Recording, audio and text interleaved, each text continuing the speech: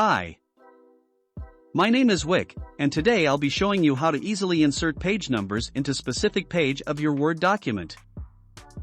Before we begin, make sure you're running the latest version of Microsoft Office so you can follow along this video. I've already opened a Word document.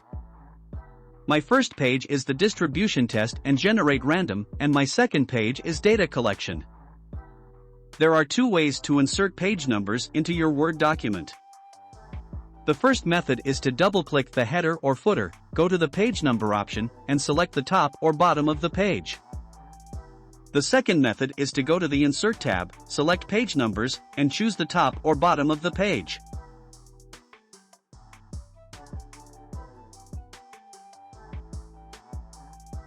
I'll be demonstrating the second method.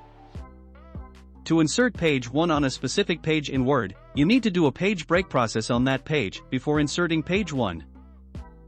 You can do a page break by pressing the Ctrl+Enter key on your keyboard or by clicking on Page Layout on the ribbon, then selecting Breaks and choosing Next Page.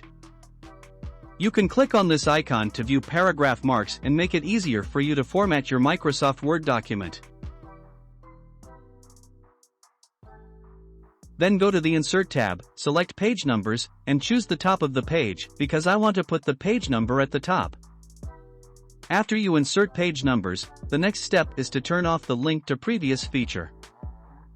This feature links the current section's header or footer to the previous section's header or footer, which can cause the page numbers to be incorrect if you want them to start over on a new page or section.